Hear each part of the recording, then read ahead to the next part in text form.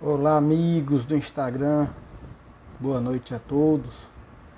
Vamos começar já já uma live, falar com meu amigo Dr. Felipe Tanaka Moreira, advogado, especialista em direito do trabalho e processo do trabalho. Hoje vamos, mais uma vez, eu acho que eu falei sobre esse assunto, mas não aqui no meu Instagram, nem em outro Instagram, sobre a MP, a 927, a 936, que de uma hora para outra mudou a relação de trabalho completamente no país.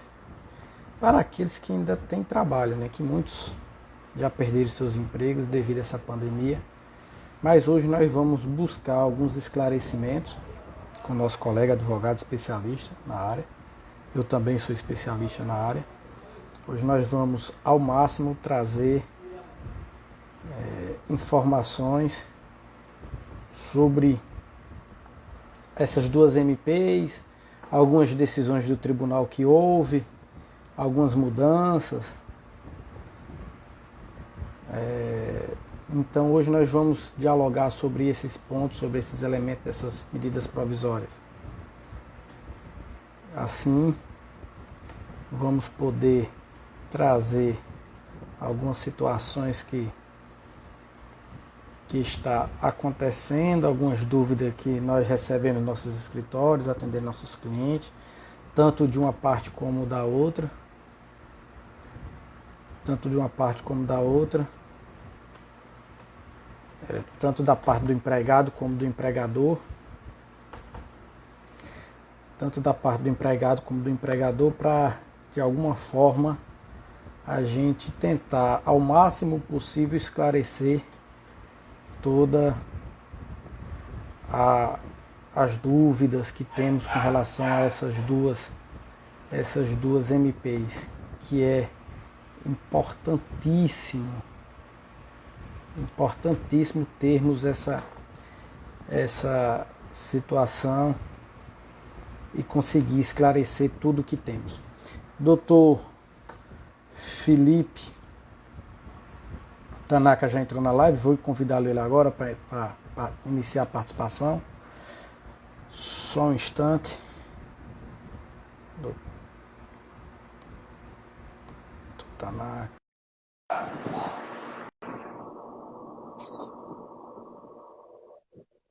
Vamos só aguardando ele aceitar. Boa noite, meu amigo, tudo bem? Boa noite, meu amigo. Tá escutando bem? Como é que tá o áudio aí? Tá ótimo, tá excelente. Doutor, tá tudo tranquilo? Tudo tranquilo, graças a Deus. Coisa boa. Doutor Felipe Tanaka Moreira é advogado, especialista em Direito do Trabalho e Processo do Trabalho, pela Escola de Exatamente. Magistratura da 21ª Região, aqui do nosso estado, e também é sócio do Tanaka Cavalcante Advogados, justamente. Doutor Tanaka, hoje o nosso tema, eu acho que talvez seja, fora essa situação de quarentena, quando não passa, e pico da quarentena, do Covid-19, talvez seja o assunto de maior relevância hoje, que mexe com milhões de brasileiros diretamente, que são as relações de trabalho. Sem Isso dúvida, houve sem dúvida. houve o governo federal publicou algumas MPs, né, e hoje nós vamos, de certa forma, passear por elas e trazer alguns esclarecimentos, algumas compreensões com relação a essas MPs. Eu abro a palavra para o colega para as considerações iniciais. Meu querido, primeiro eu gostaria de agradecer o convite, tá? É sempre bom debater, discutir o direito.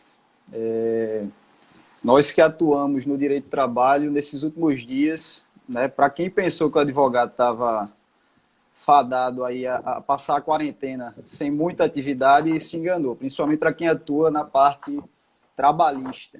Então a gente dormia com a medida provisória, acordava com decisões do STF, inclusive teve uma decisão hoje, eu não sei se o colega viu, a respeito Acompanhei. até da MP 927. Eu acho que não vai interferir tanto aqui nos temas que eu separei, mas já houve decisão hoje do STF recente, eu acho, salvo engano, acho que foi o artigo 29 e 31 da MP 927.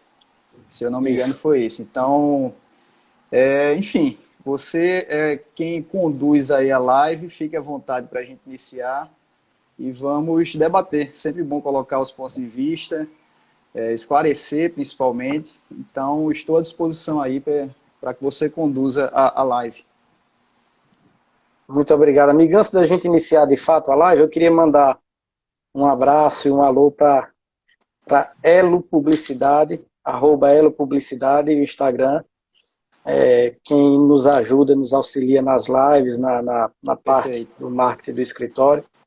É sempre bom tê-la. E fica também, para quem quiser conhecer um pouco do trabalho, do que ela faz, que é voltado diretamente para a advocacia, @Elo Publicidade, falar com Geice Moraes e também com Tati, que é a nossa querida fotógrafa, que sempre nos ajuda, nos auxilia nesse ponto.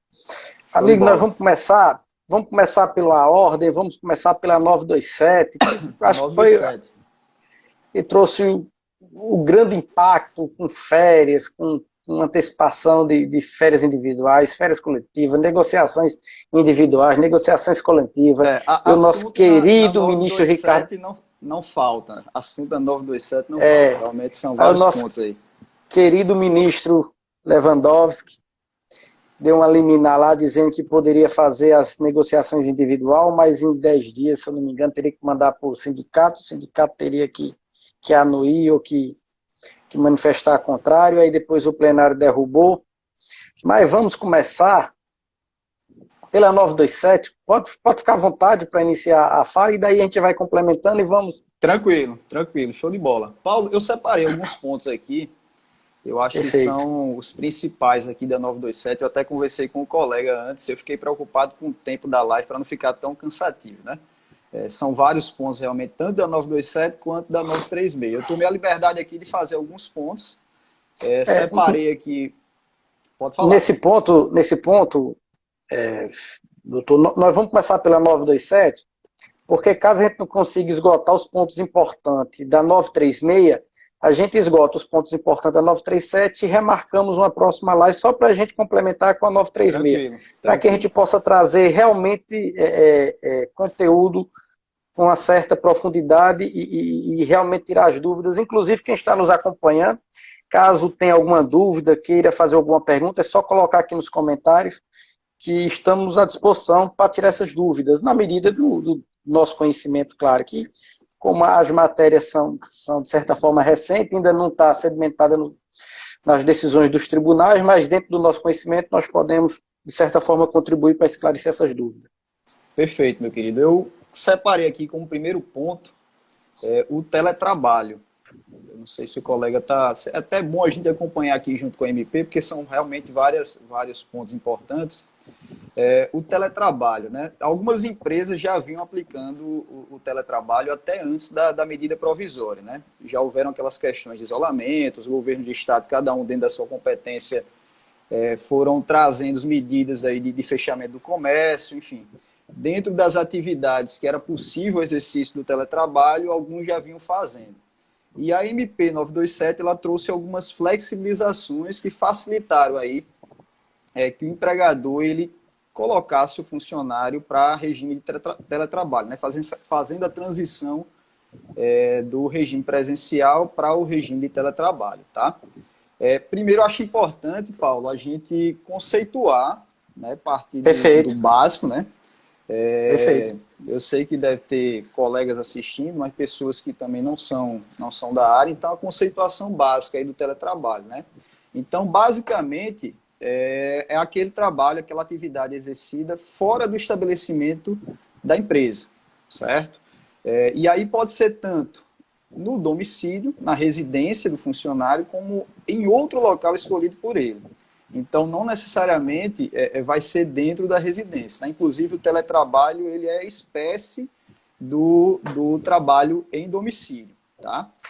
Então, fica essa distinção. O que vai caracterizar o teletrabalho é a utilização dos meios de tecnologia, informática e comunicação. Né? Quando o empregado ele utiliza dessas ferramentas, caracteriza-se o teletrabalho em conjunto aí com o exercício da atividade fora da sede da empresa. O que é que a MP trouxe, tá? Separei alguns pontos aqui importantes. A CLT, né, que é a nossa legislação ordinária, ela trata sobre o teletrabalho no artigo 75A. E ela diz que deve ser feito por mútuo consentimento a transição do regime presencial para o teletrabalho. Tá? A MP ela flexibilizou essa regra. Ela diz que passa a ser uma decisão unilateral do empregador. Então, esse é o primeiro ponto de alteração. Então, não precisa do consentimento do funcionário para que haja essa transição de regime. Basta que o empregador queira. E aí ela estipula, Paulo, a regrinha das 48 horas de antecedência, que a gente vai ver bastante aqui na 927. Isso, que antes era 15 dias. Isso, exatamente. Existe Pela um período CLT, de que são 15 dias. transição de 15 dias, perfeito. E trouxe também uma outra diferenciação, né, que é a questão do equipamento de trabalho, que antes era de mútuo e agora passou, com a MP, passa a ser responsabilidade do empregador das ferramentas de trabalho, caso o empregado não tenha. Também foi um ponto importante dentro desse Exatamente, exatamente. Então, o teletrabalho, a instituição da modificação do regime, ele passa a ser unilateral. O empregador ele tem a obrigação de comunicar ao funcionário com 48 horas de antecedência. Isso é importante, né? Aquelas regras procedimentais. Então, fica fixado aí um prazo de 48 horas para a comunicação e na MP ficou definido duas formas de comunicação, né? Por meio escrito ou por meio eletrônico. Né? Em tempos de pandemia e isolamento, até sugiro que seja por via eletrônica. Então, ficou também dispensado o registro prévio na carteira de trabalho, que era um dos requisitos da CLT, tá? Foi flexibilizado também em razão da urgência. O contrato por escrito, ele tem que ter, certo? É preciso que haja um contrato fixando as cláusulas ali do teletrabalho, indicando quais são as atividades, falando sobre os equipamentos que serão fornecidos, é importante que tenha. A MP ela flexibilizou no sentido de que esse contrato ele pode ser firmado até 30 dias após o início da atividade em teletrabalho. Então, foi um ponto importante que, diante da urgência, né, de fixação das cláusulas contratuais, tal, então, o funcionário ele já fica em liberdade de trabalhar de casa ou de outro local que escolher, e a empresa ela pode pactuar em até 30 dias com o funcionário, registrando isso tudo por escrito, de maneira formal, enfim, com todos os regramentos aí do teletrabalho. É importante ser fixado isso. Não sei se o colega quer complementar algum ponto. Não, a ideia é essa. A MP trouxe, agora a MP também trouxe um ponto importante, que o retorno do teletrabalho para o trabalho presencial na sede da empresa, ele também trouxe um regramento que não pode ser dentro das 48 horas. Aí sim precisaria da comunicação com 15 dias para o retorno, no caso, para a saída do trabalho telepresencial para o trabalho presencial. Eu queria, Tanaka, só interagir aqui. Sônia Maria está nos acompanhando, Jéssica Santos, Thalisson, Cidadão Freire aqui conosco, Thalisson Dantas, Elô Publicidade está nos acompanhando, doutor Antônio aqui nos acompanhando, doutor Zami Nascimento Júnior aqui conosco acompanhando. Então, os colegas que estão nos acompanhando, caso tenha alguma pergunta, algum questionamento, só colocar aqui nos comentários. Caso queira opinar, interagir também, fiquem à vontade. Basicamente, doutor Felipe, foi o que o colega colocou. Com relação ao regime de teletrabalho, a diferenciação do teletrabalho por home office, porque o home office é a obrigatoriedade de você trabalhar dentro da sua casa. O teletrabalho é qualquer trabalho que é desempenhado extramuro, né, fora de pode dentro, ser tanto na residência quanto em outro local escolhido pelo funcionário, né? Pelo funcionário. Então, assim, essa é uma diferenciação, porque às vezes surgem dúvidas se é trabalho, teletrabalho e é home office, mas assim, home office é o trabalho, é a caracterização do trabalho dentro de casa. Né? E o teletrabalho é a caracterização do trabalho fora dos muros Isso. da dependência da empresa, onde você desempenha a sua atividade habitualmente.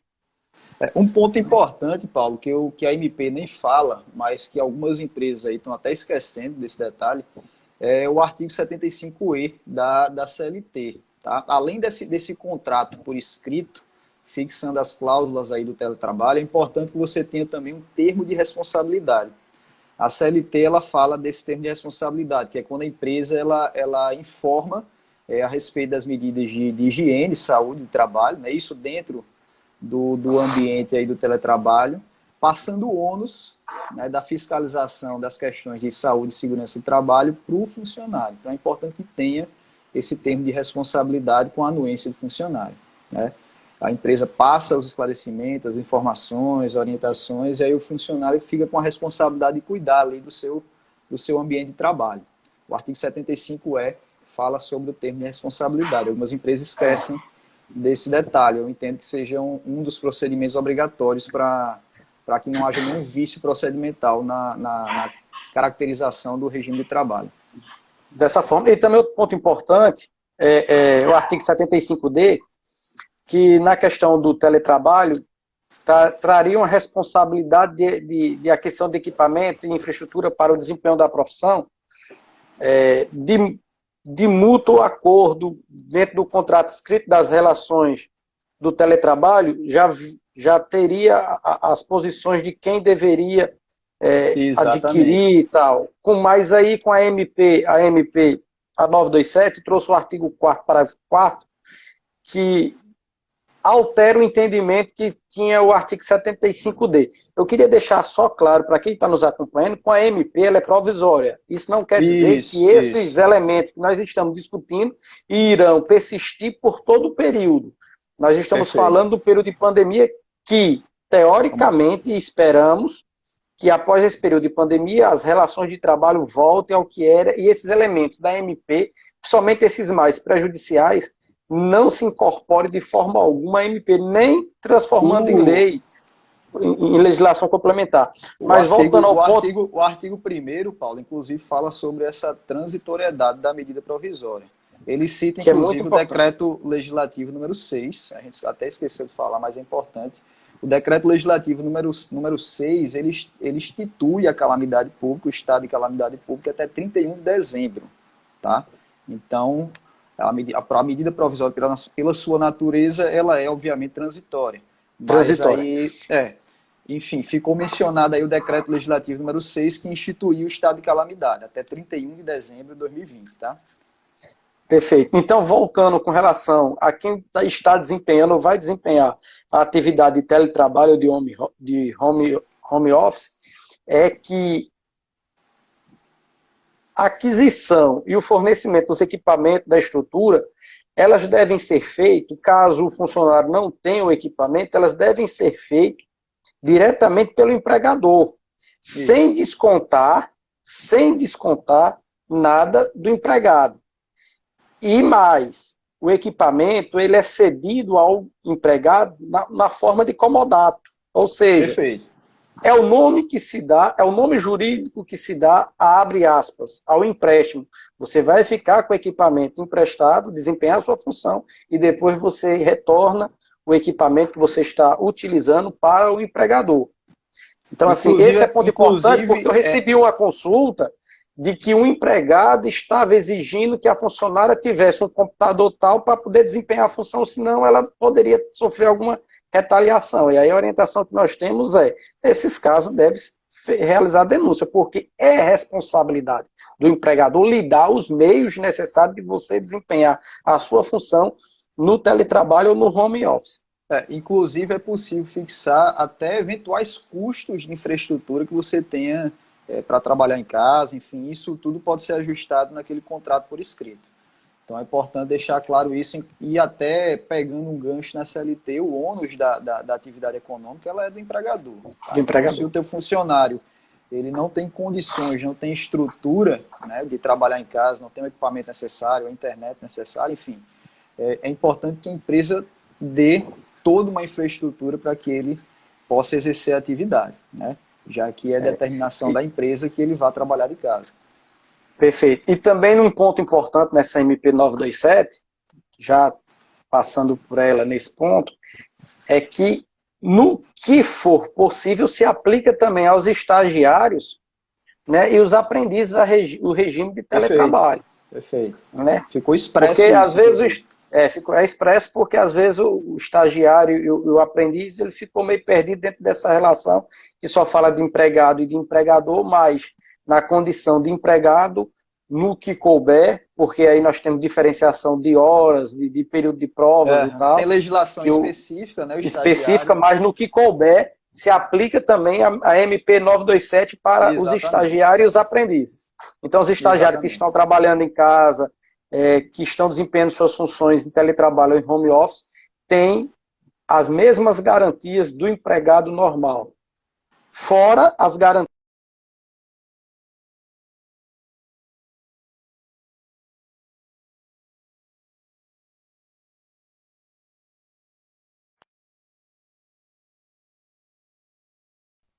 Vamos aguardar retornar. Retornamos? Travou, doutor Felipe, seu sinal, mas retornamos. Pode ficar à vontade. Aqui voltou. Aqui voltou. Voltou, não, tá normal. Era isso. Acho que os pontos Tá escutando bem? Estou ouvindo bem. Show de bola. Então, acho que os pontos do teletrabalho são realmente esses, né? Abrangendo aí, como o colega bem colocou, os estagiários e aprendizes, né? Ficou, inclusive, até expresso na medida provisória. E, de fato, é uma boa saída para a empresa que tem condições de desempenhar a sua atividade em regime de teletrabalho, home office, à distância. É uma boa solução para que não haja o encerramento total das atividades, né? Perfeito. Eu acho que é uma saída, no momento desse de pandemia, onde eu acho que não há saída boa, todo mundo tem que ceder um pouco, né? Porque nós estamos aí falando de alguns milhões já desempregados, não só no Brasil, mas praticamente no mundo inteiro por onde o coronavírus passou, deixou prejuízos, tanto prejuízo financeiro, nas relações de trabalho, e no Brasil não é, e não tem como ser diferente, mas dentro de um sistema de manutenção de emprego e de garantir o mínimo ao cidadão, ao trabalhador, eu acho que essas MPs, apesar de alguns pontos muito controversos, mas veio de forma a garantir realmente ao trabalho eu penso de renda a esses trabalhadores. No geral, as MPs foram boas. Tá? Tem alguns pontos ali, depois provavelmente a gente vai discutir com relação à constitucionalidade, enfim, que está sendo alvo de discussão no STF, inclusive por meio das ADIs, né? Mas, no geral, as MPs elas foram boas, assim, no intuito de realmente preservar o máximo de empregos possível. Né? E ainda assim, as previsões não são das mais animadoras, né, no futuro. Verdade. Vamos para o próximo ponto que o doutor separou para a gente discutir? Vamos para férias. Antecipação de férias individuais. Vamos lá. Deixa eu ver aqui. Antecipação. Tá, com relação à antecipação de férias, também várias alterações, né? O prazo de 30 dias para o aviso de férias, esquece, né? Durante o período de pandemia foi reduzido novamente para as 48 horas, é o prazo que a gente vai escutar bastante na 927, então reduziu aí de 30 dias o aviso de férias para 48 horas, tá? Por determinação unilateral, novamente do empregador, permitido que essa como já era, né, antes? Como já era antes, exatamente, permitido aí o meio eletrônico também como forma de notificação ao empregado. Importante lembrar que o período mínimo ele é de 5 dias corridos, né, para gozo das férias. E aí o ponto polêmico aí que eu acho da concessão das férias é a flexibilização dos pagamentos. Eu acho que é o colega vem acompanhando a discussão. Acho que é o ponto que o trabalhador mais sentiu é a flexibilização do pagamento das férias. Exatamente. Né? Com a MP, o pagamento das férias, a remuneração pura e simples das férias ficou até o 5º dia útil, subsequente ao mês de gozo das férias, e o terço ele pode ser pago até o dia 20 de dezembro, né, que é o pagamento da última parcela aí do seguro. Parcela do 13º. 13º, exato, do 13º. Então, há uma discussão quanto à constitucionalidade aí dessa flexibilização do pagamento. Eu não sei o que o colega pensa a respeito. Veja bem, a questão da constitucionalidade, se a gente for buscar algumas dessas medidas, ela tem alguns itens que serão contestados, mas devido à circunstância que nós temos para salvar empresas, salvar empregos e tudo, acho que o STF, apesar de entender que há inconstitucionalidade nas férias, na questão do escalonamento do pagamento, mas eu entendo que o STF ele não vai acatar a inconstitucionalidade desses artigos com relação a esses pontos A sinalização do STF já é nesse sentido, né? Dá para ter uma percepção de que realmente as MPs serão mantidas ali no geral. Serão. Vamos ficar na discussão teórica da inconstitucionalidade, né? Que pode realmente ocorrer, mas diante dessas circunstâncias, do estado de emergência que nós estamos vivendo, o STF dificilmente ele vai, porque declarar inconstitucional esses pontos dessas MPs, porque teoricamente vai trazer muito mais prejuízo, vai ter muito judicialização, e que no final o empregado ele não vai receber as férias antes, porque se ele for judicializar, a gente sabe que o nosso judiciário ele não vai dar uma determinação antes de 6 meses, e teoricamente é basicamente o que falta para complementar o ano, 6, 7 meses. Então, assim, eu entendo que é incondicional esse escalonamento das férias, mas eu penso que o STF ele vai sinalizar como fez o ministro, como foi Ricardo Lewandowski, entendeu que a comunicação, que nós vamos tocar nesse ponto aqui, da dispensa deveria ser feito junto com o sindicato teria 10 dias e tal para se manifestar, e depois o plenário foi, caçou a liminar dele e voltou a valer o que estava na MP. Então eu penso que com relação às férias, vamos seguir também esse mesmo ponto, porque se for essas discussões muito teóricas, a gente finda esse ano de pandemia e não sai a decisões, eu acho que aí sim pode causar muito mais prejuízo ao trabalhador. Antes de tudo, o direito ele não pode fugir à realidade, né? A gente está numa situação emergencial, né? Se fala até num direito do trabalho emergencial. Eu tenho visto essa discussão aí com alguns doutrinadores, né? Justamente justificando a flexibilização dessas regras trabalhistas, né? Porque realmente há um conflito de normas, inclusive constitucionais. Nesse caso do texto das férias e da remuneração, eu até entendo que a MP foi esperta, no sentido de que ela não suprimiu o pagamento, ela só flexibilizou, né? Existe cita-se o artigo 7º, inciso 17, salvo engano, que trata sobre a questão das férias, né? E a MP ela não suprimiu o terço, ela postergou o pagamento. Então, nesse sentido, como não houve supressão nem da remuneração nem do terço, eu até entendo que, eu tendo a achar que não é inconstitucional a medida, apesar de aceitar a discussão. Mas eu acho que a MP ela foi bem assertiva quando não suprimiu o terço e flexibilizou o pagamento, né, estipulando até o 13º, enfim. A MP ela previu também, Paulo, a possibilidade de antecipação de férias futuras. Esse ponto até me preocupa mais. Eu vou lhe dizer por quê. Porque envolve até uma questão de saúde do trabalhador. Porque imagine só, você antecipar 2, 3 períodos de férias e posteriormente você passar 2, 3 anos trabalhando sem concessão, né? Então, esse ponto da MP até me preocupou mais e ela até dificultou a aplicação no sentido de que ela só permite por meio de acordo individual. Coletivo. Acordo individual, sim, por escrito, né? A concessão das férias das 48 horas com flexibilização, ela é por decisão unilateral, como já era. E se houver a possibilidade de antecipação de período futuro por acordo individual, ou seja, vai depender do consentimento do empregado, né? Acordo individual por escrito. Então, esse ponto ela até dificultou um pouco mais essa possibilidade de antecipação de férias futuras. E que realmente me preocupa muito mais, porque antecipar desse modo e posteriormente passar 2, 3 anos trabalhando é complicado. Eu não sei como é que vai ser aceito isso no judiciário lá na base, entendeu? Essas medidas provisórias, quando essas ações chegar no judiciário, nós vamos ter uma base de entendimento do judiciário com relação a isso.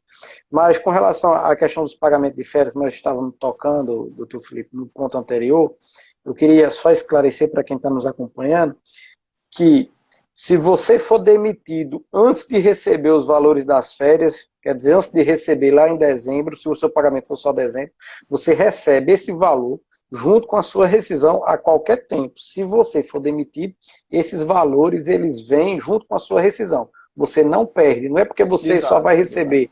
Talvez em dezembro, se você for demitido agora em agosto, você vai perder esse 1/3 de férias. Não.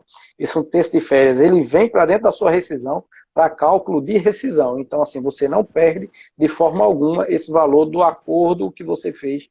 Do acordo não, das suas férias, porque aqui não é acordo, é direto, o empregador ele dá as férias e pronto. Mas aí você não perde esse valor. Antecipação futura que seria acordo, né? A antecipação futura, a antecipação de períodos futuros de férias, quer dizer que são férias não adquiridas ainda, né? Aí sim precisa do acordo individual. Do empregado, exatamente. Do empregado, que assim, eu acho que mesmo o empregado, ele consentindo, em alguns casos, vamos chegar à Justiça do Trabalho, porque eu acho muito danoso, porque aí a gente trabalha diretamente com a saúde do trabalhador. Quer dizer, nós estamos lutando para que o trabalhador ele tenha uma condição de saúde durante essa pandemia, mas estamos, em compensação, destruindo a saúde do trabalhador nos próximos anos, porque eles não terão direito a essas férias, porque eles já gozaram agora nesse momento. Então, assim, é direito de saúde da agora com direito de saúde vindouro, porque as férias justo nada mais é do que uma garantia de descanso e garantia de saúde para o trabalhador, para que ele possa descansar e retomar suas atividades. Então, se mesmo que tenhamos algum acordo individual, que a gente sabe que é muita pressão do empregador para que o empregado ele aceite uma relação diferente, mas chegando no judiciário talvez isso venha ser bastante discutido. Exatamente, é um ponto que eu realmente não aconselho. Assim, a minha advocacia ela é mais voltada para o empresariado e realmente essa medida de antecipação futura eu não venho aconselhando. Eu acho bem arriscado aí no futuro. Até porque a questão da saúde do trabalhador é direito indisponível, né? Então, eu fico bem receoso de aconselhar algo nesse sentido. Doutor, o próximo tópico aí serão as férias coletivas?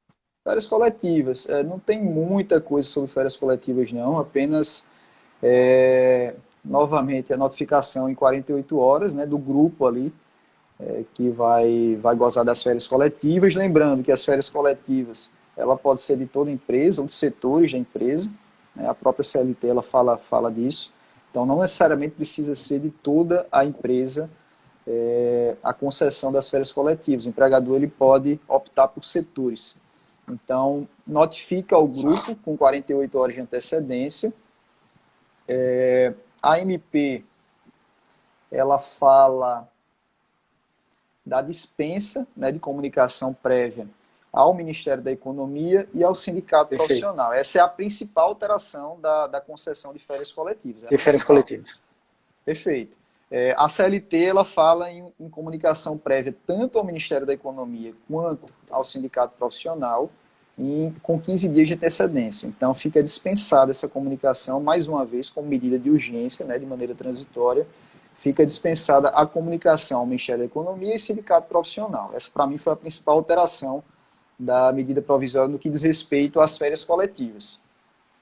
Se o colega quiser acrescentar algo mais... Eu queria só acrescentar um ponto, doutor Felipe, que é com relação aos trabalhadores que estarão nesse grupo de férias coletivas que não tem ainda o período aquisitivo. A legislação, nesse ponto, ela não alterou, eles continuam com o mínimo de 10 dias, diferente dos outros que têm período aquisitivos, que esses tirarão, podem iniciar com 5 dias. Mas quem não tem ainda o período aquisitivo, no caso, não completou o primeiro ano de trabalho, estiver dentro do grupo de férias coletivas, o mínimo deles serão 10 dias. Esse era o único ponto para acrescentar, porque a aplicação é quase a mesma da férias individual, com a mudança somente quase igual, exatamente. Somente muda que aqui antes previa a comunicação ao sindicato, a comunicação ao Ministério da Economia, e agora com a MP... Esse era o principal ponto. A MP sanou a questão da comunicação, para mim foi a principal alteração. Fora isso, mais ou menos ali dentro das regras das férias individuais. Perfeito. Doutor, tem um outro ponto para a gente? Tem a questão dos feriados, eu não sei se o colega viu também aqui, feriados, Sim. antecipação de feriados, acho que é uma boa medida. Só não pode os religiosos, né? Religiosos vai depender de acordo individual por escrito. Individual. Né? Decisão unilateral, né? Empregador ele vai determinar, sem precisar do consentimento do funcionário, no caso dos feriados não religiosos. Tá? Ela foi bem específica nesse sentido. Novamente, 48 horas para comunicação. Esse é o prazo padrão aí da MP. Então, fica possibilitado também a comunicação por escrito ou meio eletrônico. Então, feriados não religiosos podem ser antecipados. Né? Então, significa dizer que, quando chegar o período do feriado, né, aquela folga decorrente do feriado ela já vai ter sido usufruída de forma antecipada. Né? Isso facilita ali dentro da logística operacional da empresa. Então, é bem interessante a medida nesse sentido. E para feriados religiosos é possível também, só que o empregado ele precisa concordar. Isso. Isso vale tanto para feriados de nível federal, estadual e municipal, né? Isso. E também a MP traz a compensação desses feriados com banco de horas. Né? Perfeito. Que é um ponto também importante que vem na MP, porque além de antecipar os feriados, pode ocorrer a compensação dos feriados com banco de horas. Exatamente. Então, se o colaborador... Ainda temos alguns feriados, inclusive temos um... Tem bastante. Porque para quem trabalha no comércio, os feriados eles não são tão importantes, porque o comércio ele tem um tratamento diferenciado na relação trabalho devido aos acordos coletivos. Né? Teoricamente, se eu não me engano, o comércio, vamos dizer, o ramo do supermercado, eles só fecham, acho que 3 feriados no ano, né, onde param geral. Senão eles estão sempre trabalhando em escala. Tem alguns regulamentos específicos ali que vão sendo definidos de acordo com uma convenção ou acordo coletivo. Né? Coletivo. Então, assim, mas fica tudo no banco de horas e agora pode ter a compensação do banco de horas, porque antes quem trabalhava no feriado, ele recebia o pagamento dobrado. E aqui não, aqui ele traz diretamente a compensação, sem questão de pagamento. Isso. Então, essa antecipação dos feriados como forma de abatimento aí do banco de horas, ele é possível. Então, se o colaborador ele tem saldo positivo, o empregador ele pode utilizar para abatimento, né, desse saldo do banco de horas. Acordo de compensação e banco de horas. Já pegando o gancho também, a MP trata sobre a possibilidade de utilização do banco de horas. Tá? É importante fazer uma distinção aqui, Paulo, da interrupção e suspensão do contrato de trabalho. Tá? Algumas pessoas se confundem. Isso é muito importante. Com as determinações do governo, né, de fechamento das atividades comerciais, muitas atividades foram interrompidas. Significa dizer o quê? Que o funcionário ele não vai trabalhar, mas vai receber salário normalmente. Na suspensão, em contrapartida, ele deixa de trabalhar e deixa de receber, certo? Então, a interrupção, que é tratada aqui no tópico do banco de horas, a MP ela permitiu que houvesse a estipulação de um regime de compensação especial. Né? Como é que vai funcionar? Então, vai poder ser utilizado o banco de horas, né, e como forma de compensação até 18 meses após o encerramento do estado de calamidade pública. Né? Como a gente disse, o estado de calamidade pública ele encerra dia 31 de dezembro. Então, o empregador ele vai ter até mais 18 meses para que haja o ajuste ali de compensação desses dias que o teu colaborador vai deixar de trabalhar. Né? Então, deixou de trabalhar no período de pandemia, interrompeu o contrato de trabalho, permanece recebendo, tá? Isso é importante. E aí, após o encerramento do estado de calamidade, o funcionário vai trabalhar em regime extraordinário para poder compensar os dias que ele ficou teoricamente de folga. Nesse ponto, Felipe, só devemos salientar que esse trabalho extraordinário, essas horas extras, não pode ultrapassar as 2. No caso, se ele tem uma jornada de 8 horas, que é a nossa jornada máxima de trabalho, ele só pode trabalhar mais 2, completando as 10. Até o limite de 10 horas diárias. E isso, exatamente. De 10 horas diárias. E isso, independente de acordo coletivo ou individual, vai ser os dias de trabalho e a forma como serão pagas essas horas extras vai ficar a cargo do empregador, exclusivamente dele, sem precisar consultar, nem concordar com o seu empregado. É o empregador que define a data o dia e as horas que vocês vão pagar, não podendo, logicamente, ultrapassar as 10 horas diárias, ou seja, 8 horas normal e mais 2 horas extraordinárias. Eu acho que esse é o ponto. Ainda bem que a MP, é por isso que quando eu abri o nosso debate, a nossa conversa aqui, nosso diálogo, eu disse que a MP, ela trouxe muitos pontos importantes. Ela veio também pensando muito no trabalhador. Eu advogo muito, aqui nós estamos 2 pontos, porque eu advogo mais para o empregado e o colega advoga mais para o empregador. Mas, assim, trouxe ponto importante, porque numa questão dessa, se a MP não trouxesse a questão do máximo, nós poderíamos viver aqui uma situação de absurdo total, com 14, 15 horas de trabalho, que daria aí ação judicial para todo mundo. Não, mas ela trouxe o limite regrado, só tolhiu a parte do empregado escolher o dia e como e tal. Quando a gente fala do empresário, é importante lembrar que no Brasil, vou chutar aí 80%, 90% dos empresários são de pequeno e médio porte. Tá? Então, assim, as grandes empresas certamente passaram pela crise, mas o nosso empresariado ele é formado pelo pequeno e médio empresário. Essa é a realidade. Então, a gente entende ali dentro das condições normais que há uma relação de disparidade entre empregador e empregado, mas numa situação de pandemia, né, todos estão ali com o intuito de que a empresa continue funcionando após passar o estado de calamidade, né, a forma de preservação de emprego. Então, meio que fica mitigado aí a hipossuficiência do empregado. Lógico, o empregado ele é o hipossuficiente da relação, mas eu gosto sempre de reforçar, a gente fala do empresário como se fosse um bicho-papão, mas as grandes empresas do Brasil são minoria.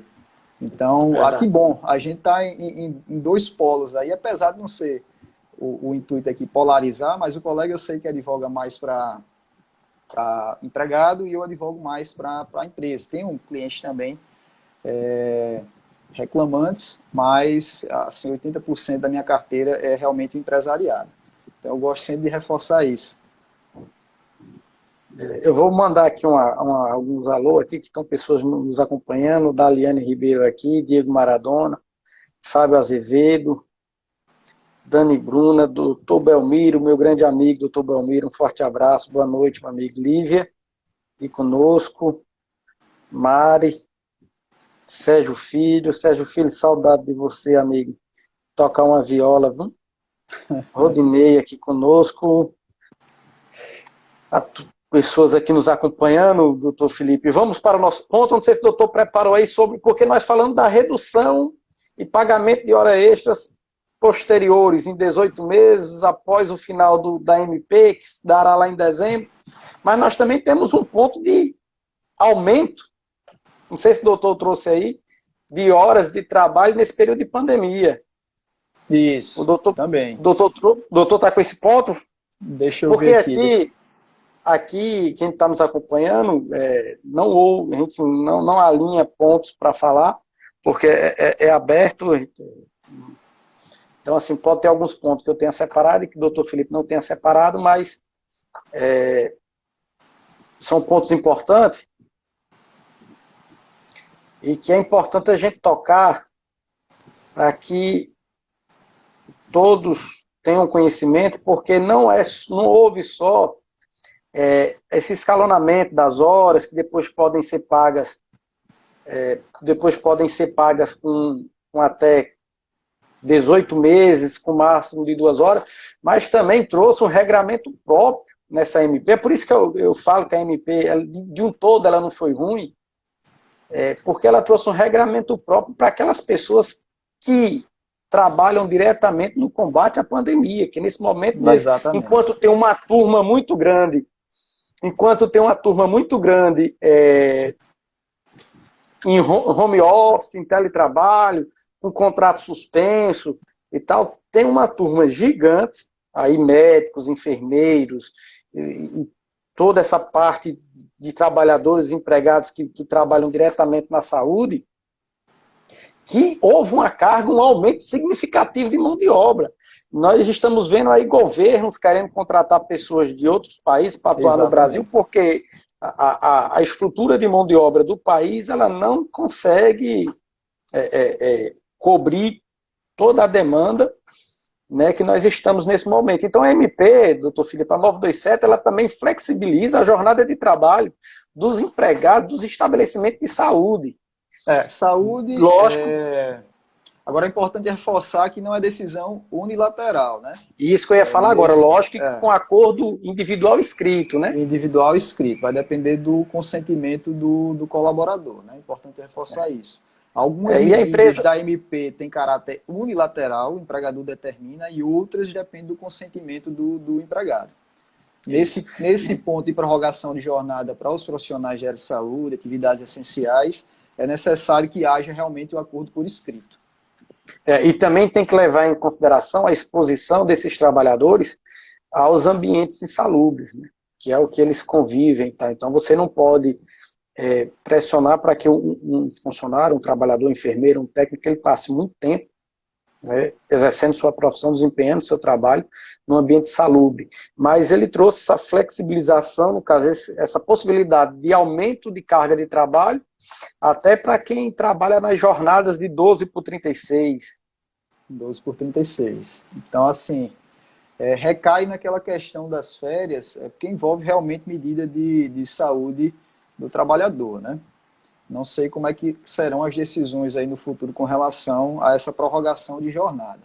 Eu vi muita discussão a respeito, assim, boa parte bem negativa com relação à prorrogação.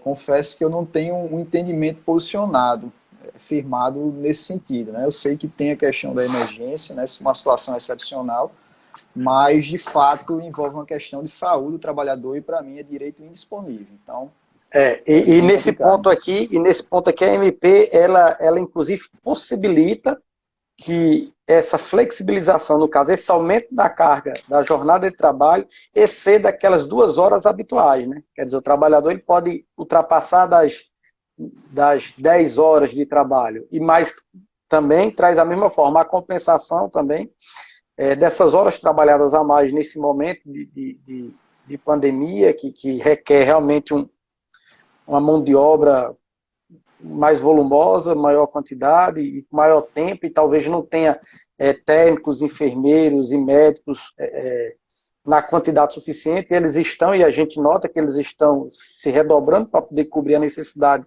dos hospitais e do governo nesse momento, e a compensação dessas obras, essas horas trabalhadas a mais, elas serão compensadas também nos 18 meses subsequentes ao período da calamidade, que por enquanto nós estamos em dezembro, né?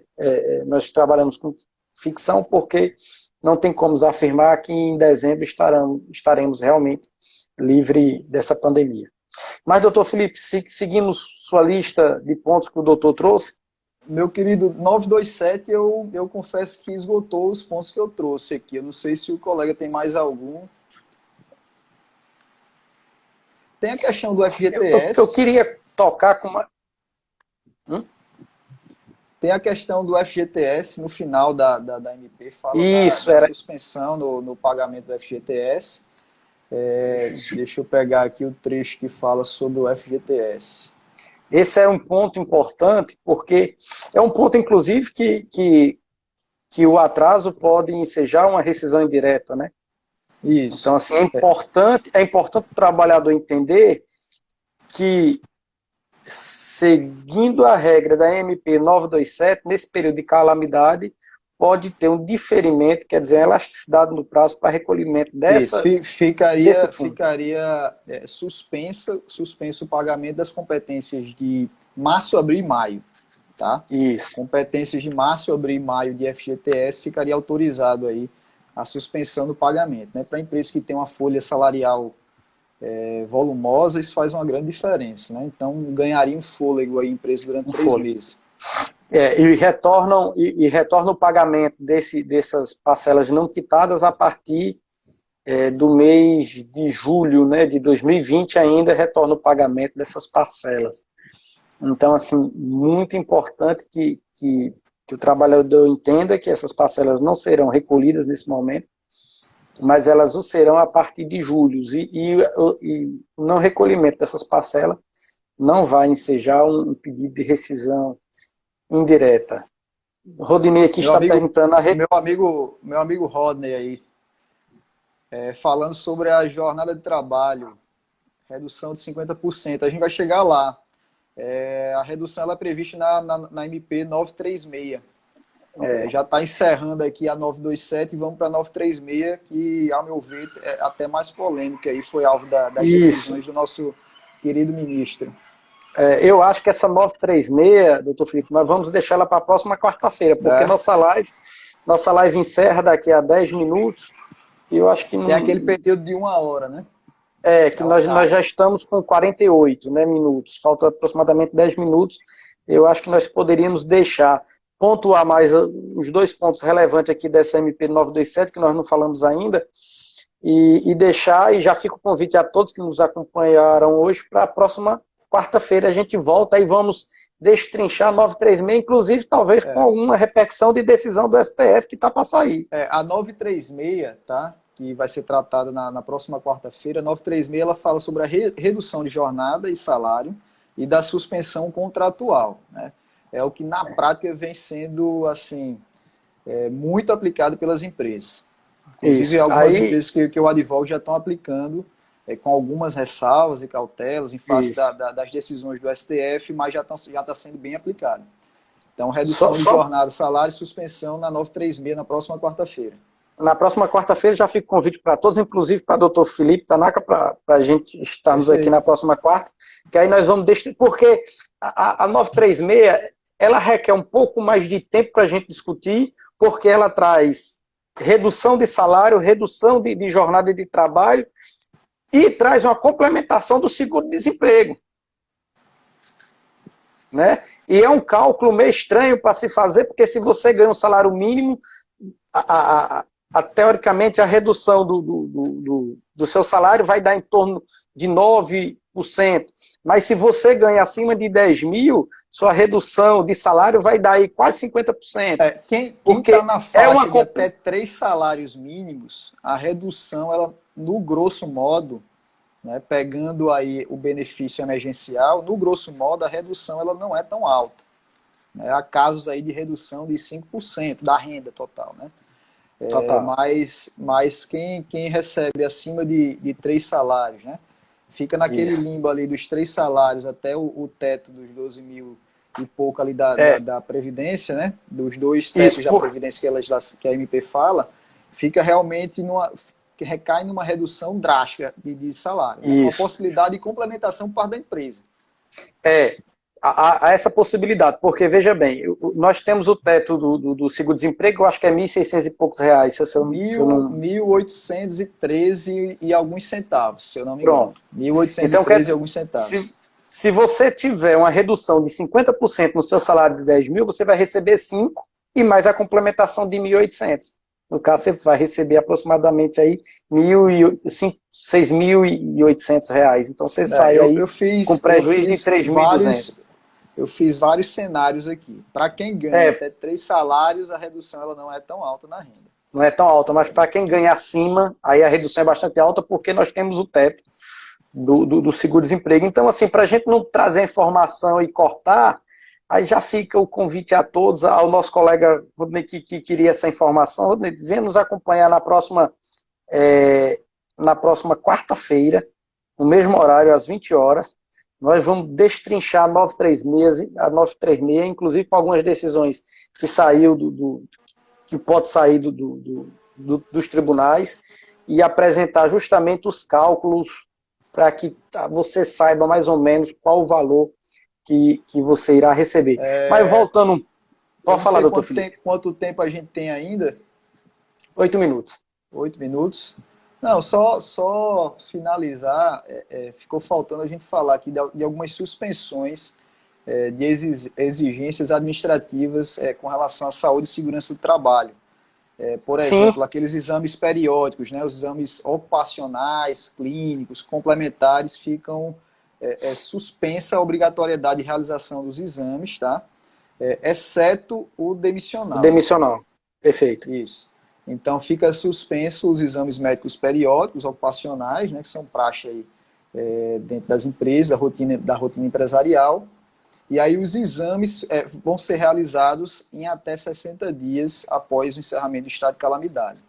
Então, quem tiver exame periódico a fazer, fica suspensa a obrigatoriedade, salvo se o médico da empresa determinar, né? Dizer que realmente é necessária a realização do exame, e aí com a indicação médica a empresa tem que fazer. Mas, de antemão, fica suspenso os exames periódicos, tá? Exames médicos periódicos realizados aí nos funcionários. Então, poderão ser realizados em até 60 dias após o encerramento do estado de calamidade. Perfeito. E o exame demissional, que é a exceção, se porventura tiver sido feito um exame ocupacional nos últimos 180 dias, até fica dispensado o demissional. Tá? Demissional. Eu queria trazer só mais um ponto, nós estamos caminhando para o final da nossa live, eu queria trazer mais um ponto que é o seguinte, o que contém nessa MP, na 927, elas se aplicam aos contratos temporários regidos pela Lei 60.19/74, aos trabalhadores rurais regidos pela Lei 58.89/73 e ainda no que couber aos trabalhadores domésticos. Domésticos também, exatamente. Regido pela Lei Complementar 150 de 2015. Então, assim, jornada de trabalho, banco de horas, férias, tudo no que couber se aplicam a todos os trabalhadores, os estagiários, os aprendizes, como nós falamos antes, os trabalhadores rurais, os temporários e os empregados domésticos. Então, há essa aplicação. Eu queria trazer mais um ponto, que eu recebi uma dúvida essa semana, e pode ter alguém com essa mesma dúvida, com relação ao pagamento anual do abono, que é o famoso PIS, né? O beneficiário da Previdência Social, que durante este ano tenha recebido auxílio-doença, auxílio-acidente ou aposentadoria, pensão por morte ou auxílio-reclusão, será efetuado esse pagamento do PIS em 2 parcelas, juntamente com seus benefícios. Nas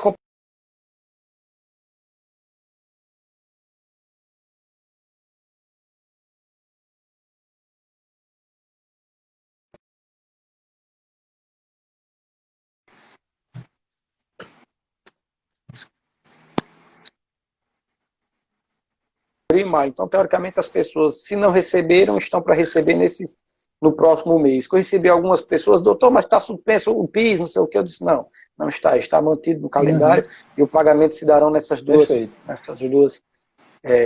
competências no mês de abril e maio. Eu acho que esgotou bem aqui a MP 927, né?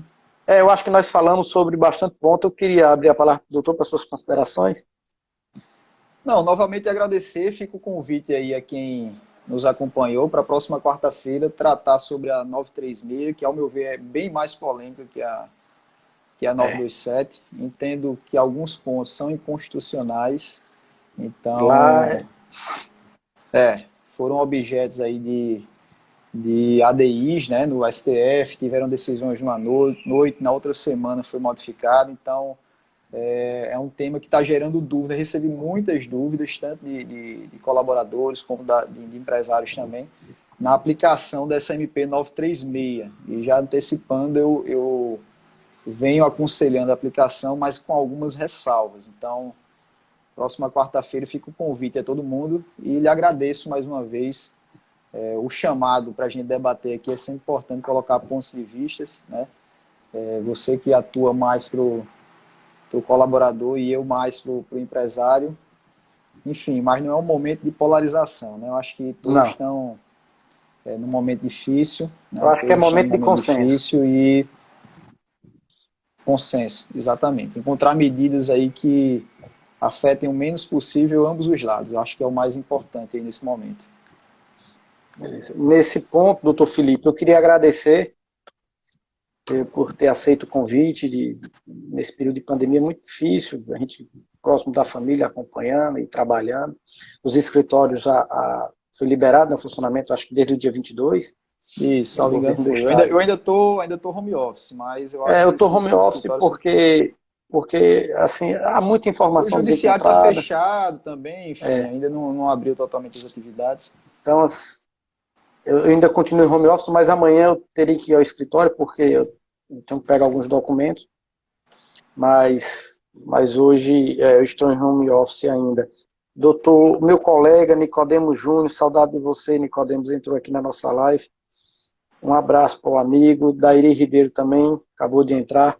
Hoje, então, agradecendo, hoje eu falei com o doutor Felipe Tanaka Moreira, advogado, especialista em Direito e Processo do Trabalho pela Escola de Magistratura da 21ª Região, e já fica também o convite para a próxima quarta-feira, no mesmo horário, às 20 horas, nós vamos mais uma vez debater sobre a MP 936, vamos fazer os cálculos de redução de salário, de tudo, e iremos trazer informações para quem estará nos ouvindo. Eu também agradeço